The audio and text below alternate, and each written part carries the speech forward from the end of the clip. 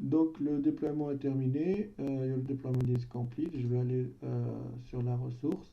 Et donc ici, bah, je vais pouvoir créer des conteneurs. Donc tout simplement, comment je peux faire? Donc je peux créer de là, mais ça serait mieux aussi que je vous montre quelque chose de sympa, qui est en fait, un logiciel qu'on pourrait le télécharger et qui s'appelle Azure Storage Explorer. Donc ça, on peut le télécharger si vous voulez.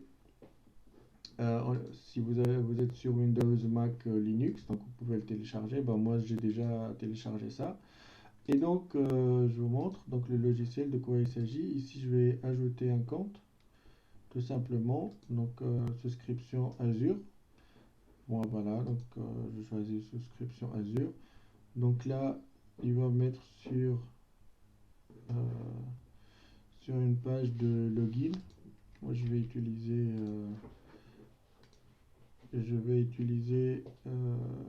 on était là, je vais utiliser Google Chrome. Donc là, c'est bon. Si je reviens sur mon truc, il va pouvoir voilà, vérifier que je suis là. Donc actuellement, on voit rien du tout parce qu'il faut que j'active tout ça. Et puis je fais Open. Voilà, et puis je fais Open.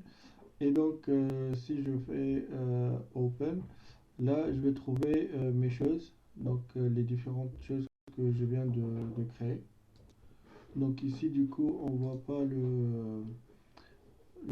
voilà. Donc là, on va commencer à voir le DB Storage qu'on vient de créer. Il est là, en fait. Donc, Storage 1, 2, 3 pour démouiller.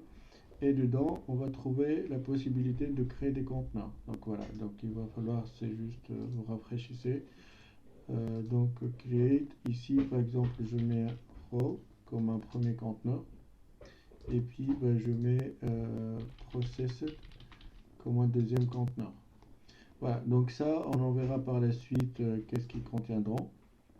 Mais dans tous les cas, si je reviens vers le Azure, je vais trouver les deux choses créées. Donc voilà pour cette vidéo, on a pu finir ça. Dans la vidéo suivante, on va continuer notre configuration jusqu'à aboutir au mounting Azure Data Lake. Bah, merci à tout de suite.